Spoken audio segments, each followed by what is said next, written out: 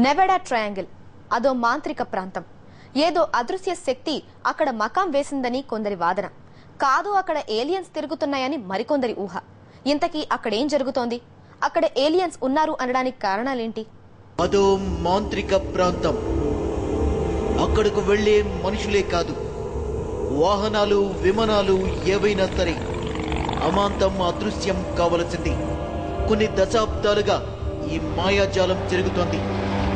కానీ ఆ ఏరియా చిదంబర రహస్యమేమిటో ఇప్పటికీ అంతు చిక్కడం లేదు. అదే నెవాడా ట్రయాంగిల్.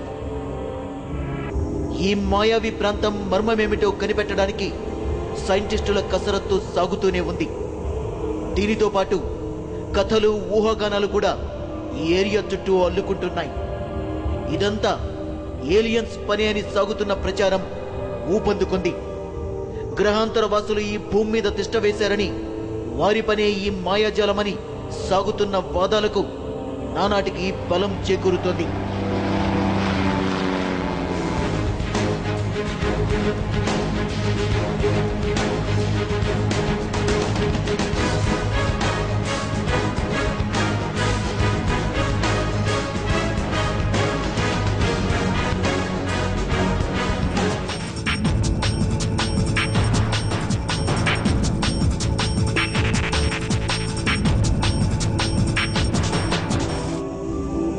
ఏలియన్స్ భూమి మీదే ఉన్నారా?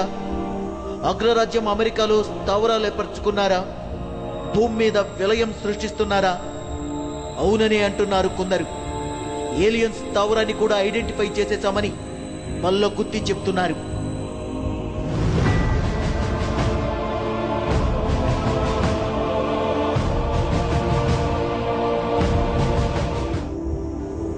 ఇక్కడ రెడ్ కలర్ తో మార్క్ చేస్తున్న ప్రాంతం ఓ మిస్టీరియస్ ఏరియా. ఈ ప్రాంతం అమెరికాలోని లాస్ వెగాస్, ఫ్రాన్సిస్ ల మధ్య వ్యాపించి ఉంది. ఇది నెవాడా ప్రాంతం కావడంతో దీనిని నెవాడా ట్రయాంగిల్ అని పిలుస్తున్నారు. మొత్తం 25,000 చదరపు మైళ్లు. చాలా పెద్ద ఏరియాని. దాదాపు ఇంగ్లాండ్లో సగభాగం ఉంటుంది. ఈ ప్రాంతం చిక్కువీడని మిస్టరీలకెన్నింటికో కేంద్రంగా మారుతోంది.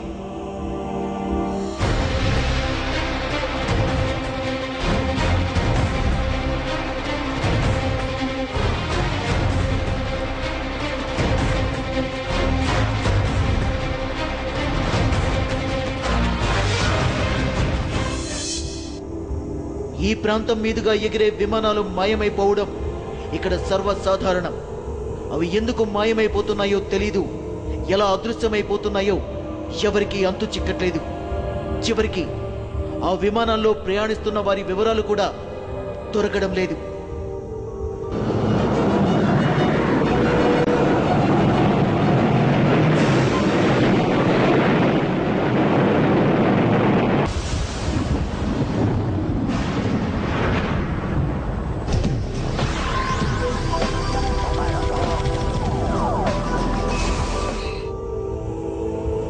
బెర్ముడా ట్రయాంగిల్ గురించి మీరు వినే ఉంటారు.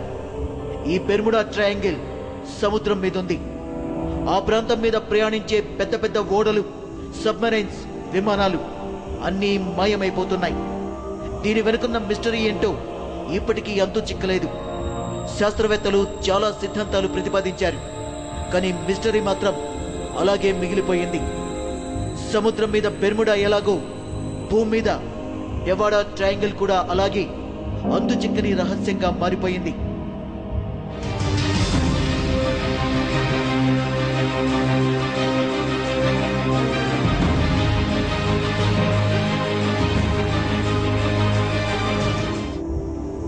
ఏవో అద్భుత శక్తులు ఇక్కడున్నాయన్న ప్రచారం జోరుగా సాగుతోంది.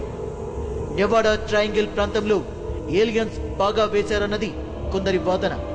వాళ్లే ఇక్కడ చాలా అరాచకాలు సృష్టిస్తున్నారని కొంతమంది బలంగా నమ్ముతున్నారు. ఒకటి కాదు, రెండు కాదు, ఏకంగా 2,000 విమానాలు మాయమైపోయాయి. కొన్ని వేల మంది జాడ తెలియకుండా పోయింది. ఇవి కేవలం 50 ఏళ్ల లెక్కలు మాత్రమే. అంతకు ముందు కూడా చాలా విమానాలు మాయమైపోయినట్టు చరిత్ర చెబుతోంది.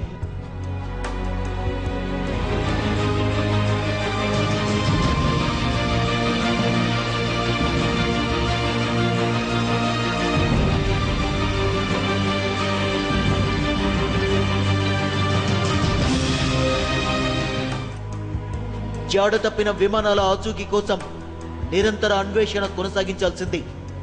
కొన్ని పదుల సంవత్సరాల తర్వాతే వాటి ఆచూకీ దొరుకుతుంది. అప్పుడు కూడా అందులోని మనుషుల వివరాలు ఏం తెలియకుండా పోతున్నాయి. దొరికిన శకలాల ఆధారంగా పరిశోధన జరిపిన లాభం లేదు. ప్రమాదం ఎందుకు జరిగిందన్న విషయము తేలడం లేదు. దాంతో ఏలియన్స్ ఇక్కడ ఉన్నారన్న ప్రచారం తెరపైకొచ్చింది. ఇతర గ్రహాల నుంచి వచ్చిన ఏలియన్స్ కొండలు, గుట్టలు, దట్టమైన అడవులు ఉన్న ఈ ప్రాంతాన్ని తమకు అనువుగా మలుచుకున్నారట. ఈ ప్రాంతం మీదుగా ఎగిరే విమానాలన్నింటినీ మాయం చేసేస్తున్నారట. నిజంగానే ఇక్కడ ఏలియన్స్ ఉన్నారా? ఉంటే వాళ్ళు ఏ గ్రహం నుంచి వచ్చారు? వాళ్లకు ఇక్కడ ఏం పని? ఇవన్నీ సమాధానాలు దొరకని ప్రశ్నలే. ఈ ప్రాంతంలో అసలు జనసంచారమే ఉండదు. 25,000 చదరపు కిలోమీటర్ల మేర దట్టమైన అడవులు, కొండలు, గుట్టలు, వింత వింత వాతావరణ పరిస్థితులు. ఇక్కడ కొన్ని ప్రాంతాల్లో మంచు దట్టంగా కురుస్తుంది. అదే సమయంలో కొన్ని ప్రాంతాల్లో విపరీతమైన ఎండ కాస్తుంది. సామాన్య మానవులెవ్వరూ ఇక్కడి వాతావరణ పరిస్థితుల్ని తట్టుకోలేరు. ఇక్కడి విలక్షణ పరిస్థితులే ఏలియన్స్ కు వరంగా మారాయని, సాధారణంగా ఎవ్వరూ అటువైపు వెళ్లకపోవడం వీరికి కలిసొచ్చిందన్న వాదన ఉంది. ఈ ప్రాంతాన్ని వారు స్థావరంగా మార్చేసుకున్నారన్న వాదాలు బలంగా వినిపిస్తున్నాయి. ఇది area 51, America military top secret ఆపరేషన్లకు సెంటర్ పాయింట్. అమెరికా చేపట్టే రహస్య ప్రయోగాలన్నింటికీ కూడా ఇదే వేదిక.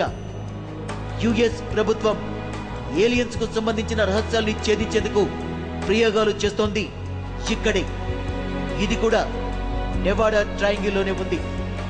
ఆ ప్రయోగాలకు ఈ ప్రాంతమే మూల కేంద్రమని, అందుకే ఏలియన్స్ ఇక్కడికి వస్తున్నాయని, ఇక్కడే స్థావరాలు ఏర్పాటు చేసుకుంటున్నారన్న ప్రచారం జరుగుతోంది. పరిశోధనలు ముమ్మరంగా సాగుతున్నాయి. కానీ జరుగుతున్న నష్టాన్ని మాత్రం ఎవ్వరూ ఆపలేకపోతున్నారు. ఏటా పదుల సంఖ్యలో విమానాలు మాయమైపోతున్నాయి. మాయమైన వాటి జాడ దొరకడం లేదు. దశాబ్దాల తర్వాత దొరికిన మిస్టరీ వీడటం లేదు. ఈయన పేరు స్టీవ్ ఫాసెట్స్. అమెరికాలో బిగ్ మిలియనీర్. విమానాల్ని నడపడంలో కాకలు తీరిన యోధుడు. ఫ్లయింగ్ లో 163 అంతర్జాతీయ రికార్డులు సొంతం చేసుకున్న మొనగాడు. ఈయనకు నెవాడా ట్రయాంగిల్లో అసలేం జరుగుతుందో తెలుసుకోవాలనిపించింది. ఆ ప్రాంతం మీద పరిశోధనలు మొదలు పెట్టాడు. స్టీవ్ ఫాసెట్స్ ఓ బుల్లి విమానంలో నెవాడా ప్రాంతం మీదకు బయలుదేరాడు. అది ఆయనకు చాలా సింపుల్ ఫ్లైట్. ఓ 3 గంటల గగన విహారం. అయితే గాల్లోకి వెళ్లిన కొద్దిసేపటికి స్టీవ్ విమానం మిస్ అయిపోయింది. 3 గంటలు గడిచాయి. స్టీవ్ తిరిగి రాలేదు. 12 గంటలు గడిచాయి. కానీ స్టీవ్ జాడలేదు. అమెరికన్ ఏవియేషన్ డిపార్ట్మెంట్ రంగంలోకి దిగింది. స్టీవ్ కోసం భారీ ఎత్తున గాలింపు చేపట్టింది. 24 గంటలు గడిచిపోయాయి. కానీ స్టీవ్ వివరాలు ఏం దొరకలేదు. స్టీవ్ మిత్రులు కూడా చాలా మంది పైలట్స్ అయి వాళ్ళు రంగంలోకి దిగారు. 3 రోజులు గడిచిపోయాయి. కానీ ఎలాంటి లాభం లేదు. ఏవియేషన్ సిబ్బంది, స్టీవ్ స్నేహితులు కలిసి మొత్తం నెవాడా ప్రాంతంలో అణువణువు గాలిస్తున్నారు. అప్పటికే 4 రోజులు పూర్తి కావడంతో అంతా స్టీవ్ ప్రాణాలపై ఆశలు వదిలేసుకున్నారు. ఆ ప్రాంతంలో గాయాలతో 3 రోజులు బతకడం అంటే అసాధ్యమని తేల్చేశారు. అయినా ఆశ చావలేదు. గాలింపు కొనసాగించారు. స్టీవ్ వివరాలేం దొరకలేదు. కనీసం అతడి ఫ్లైట్ శకలాలు కూడా ఎక్కడా కనిపించలేదు. అమెరికా చరిత్రలోనే భారీగా గాలింపు చేపట్టారు. 2 వారాలు పూర్తయినా కూడా ఎటువంటి ఆధారాలు దొరకలేదు. నెవాడా ప్రాంతంలో విమానాలు మాయమైపోవడం అది కొత్త కాదు. కానీ స్టీవ్ లాంటి గొప్ప ఏవియేషన్ నిపుణుడు నడుపుతున్న విమానం మాయమైపోవడమే పెద్ద సంచలనమైంది. ఈ ఫోటోలో ఉన్న వ్యక్తి పేరు మైక్ పోసీర్. ఇది 1960 నాటి మాట. అప్పట్లో మైక్ అమెరికాలో పెద్ద మిలియనీర్. మైక్ ఓ బిజినెస్ డీల్ కోసం ఒంటరిగా విమానంలో బయలుదేరారు. అది నెవాడా ప్రాంతానికి రాగానే మిస్ అయిపోయింది. ఆ తర్వాత పెద్ద ఎత్తున గాలింపు చేపట్టారు. కానీ ఏం లాభం లేదు. ఇప్పటికీ మైక్ వివరాలు దొరకలేదు. ఒక్క మైక్ అనే కాదు, ఇంకా చాలా మంది వివరాలు ఇప్పటికీ దొరకలేదు. 1942 రెండో ప్రపంచ యుద్ధ సమయం. ఓ అమెరికన్ యుద్ధ విమానం బేస్ క్యాంప్ కు చేరుకోలేదు. అసలు ఏమైపోయిందో తెలియలేదు. సుమారు 50 ఏళ్ల తర్వాత ఆ యుద్ధ విమానం శకలాలు నెవాడా ప్రాంతంలో దొరికాయి. ఈయన పేరు Craig Fly, aviation archaeologist. Nevada triangle మిస్టరీని ఛేదించేందుకు ప్రయత్నిస్తున్నారు. ఇవి 50 ఏళ్ల క్రితం జరిగిన ఓ విమాన ప్రమాదం శకలాలు. దీనిపై క్రెగ్ పరిశోధనలు జరుపుతున్నారు. ప్రమాదం జరిగినప్పుడు వేగం గంటకు 280 మైళ్లు. ఏదో వస్తువును ఢీకొట్టడంతో విమానం కూలిపోయిందట. అయితే దేనిని ఢీకొట్టిందన్నదే మిస్టరీ. ఈ విమానంలో ప్రయాణించే వారంతా చనిపోయి ఉంటారని క్రెగ్ అంచనా. 29 సెప్టెంబర్ 2008 ఒక సంచలనం బయటపడింది. స్టీవ్ ఫాసెట్స్ ఐడి కార్డులు దొరికాయి. ప్రిస్టన్ మ్యారో అనే వ్యక్తికి ఈ వివరాలు దొరికాయి. దాంతో మళ్లీ స్టీవ్ కోసం అన్వేషణ మొదలైంది. ఎట్టకేలకు స్టీవ్ ప్రయాణించిన ఫాల్కన్ విమానం కనిపించింది. ఇలా నుజ్జునుజ్జై దర్శనమిచ్చింది. స్టీవ్ ఐడి దొరికిన ప్రాంతానికి మైలు దూరంలో ఈ శకలాలు కనిపించాయి. విమానంలో టెక్నికల్ లోపాలు ఏవీ లేవని నిపుణులు నిర్ధారించారు. అయితే ప్రమాదం ఎలా జరిగిందన్నది మాత్రం తేల్చలేకపోయారు. స్టీవ్ ఏమయ్యాడన్నది కూడా మిస్టరీగానే ఉండిపోయింది. వారం రోజుల తర్వాత ఓ చిన్న క్లూ దొరికింది. విమాన శకలాలున్న ప్రాంతం నుంచి 2 కిలోమీటర్ల దూరంలో 2 ఎముకలు దొరికాయి. వాటిని DNA పరీక్ష చేసి స్టీవ్ వేనని నిర్ధారించారు. కానీ అతడు ఎలా చనిపోయాడో, బాడీ ఏమైందో కూడా ఇప్పటికీ వీడని మిస్టరీగానే మిగిలిపోయింది. నెవాడా మిస్టరీని ఛేదించేందుకు ప్రయత్నాలు ముమ్మరంగానే సాగుతున్నాయి. కొంతమంది నిపుణులు కొన్ని సిద్ధాంతాలు కూడా ప్రతిపాదించారు. ఇక్కడి వాతావరణ పరిస్థితులే విమాన ప్రమాదాలకు కారణమన్నది బలమైన వాదన. ఇక్కడ మీరు చూస్తున్నది మౌంటైన్ వేవ్స్. పసిఫిక్ మహాసముద్రం నుంచి వచ్చే బలమైన గాలుల్ని ఇక్కడ పర్వత శ్రేణులు అడ్డుకుని పైకి పంపిస్తాయి. అక్కడ పీడనంలో తేడాల కారణంగా ఈ గాలులు వేగంగా కింద కదులుతాయి. వెంటనే వచ్చి పర్వతాల్ని ఢీకొనడంతో మళ్లీ వేగంగా పైకి లేస్తాయి. ఇదే ప్రక్రియ మళ్లీ మళ్లీ పునరావృతం కావడంతో సుడిగాలులు ఏర్పడతాయి. వీటికే మౌంటైన్ వేవ్స్ అని పేరు పెట్టారు. ఈ సుడిగాలులే విమానాల్ని మింగేస్తున్నాయని సైంటిస్టులు వాదిస్తున్నారు. కొండల చాటు నుంచి అకస్మాత్తుగా దూసుకొచ్చే ఈ మౌంటైన్ వేవ్స్ ను పసిగట్టడం ఎంతటి కొమ్ములు తిరిగిన పైలట్లకైనా అసాధ్యమేనట. అందుకే ఇన్ని ప్రమాదాలు జరుగుతున్నాయని వివరిస్తున్నారు. ఈ ప్రాంతంలో పర్వత శ్రేణులు కూడా చాలా విభిన్నంగా ఉంటాయి. ప్రమాదాలు జరగడానికి ఇది కూడా ఓ కారణంగా అంటున్నారు నిపుణులు. గాలి తీవ్రతను అంచనా వేసినా ఈ ప్రాంతంపై పట్టు లేకపోతే పొరపాటున పర్వతాల్ని ఢీకొనే ప్రమాదం ఉందని చెప్తున్నారు. ఈ ప్రాంతం విస్తీర్ణం చాలా ఎక్కువ. పూర్తిగా కొండలు గుట్టలతో నిండిపోయింది. కాబట్టి గాలింపు చర్యలు కూడా కష్టమే. ఇక్కడ రోడ్డు వసతులేవి సరిగ్గా ఉండవు. ప్రత్యేకమైన జీపుల్లో ప్రయాణించాలే తప్ప కార్లు ఈ రోడ్లకు ఏమాత్రం పనిచేయవు. అంతా ఎగుడు దిగుడు కొండలు, దట్టమైన అడవులే. కాబట్టి సెర్చ్ ఆపరేషన్లకు విమానాల మీదే ఆధారపడాలి.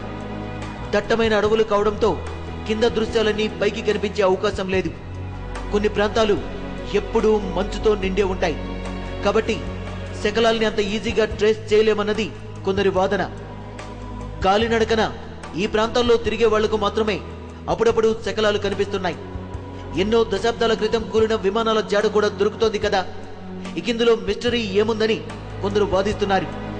ఇక మనుష్యులు మాయమవడం గురించి ప్రశ్నిస్తే కుళ్ళిపోయిన డెడ్ బాడీలు శిథిలమైపోవచ్చని, లేదంటే ఏవైనా అడవి జంతువులు తినేసుండొచ్చని వాదిస్తున్నారు. ఇవన్నీ అంచనాలు, ఊహలు మాత్రమే. అక్కడ ప్రమాదాలు ఎలా జరుగుతున్నాయన్నది ఇప్పటికీ పెద్ద మిస్టరీయే.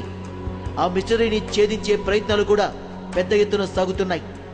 కానీ ప్రమాదానికి ఇది కారణమని ఖచ్చితంగా ఎవ్వరూ నిర్ధారించలేకపోతున్నారు.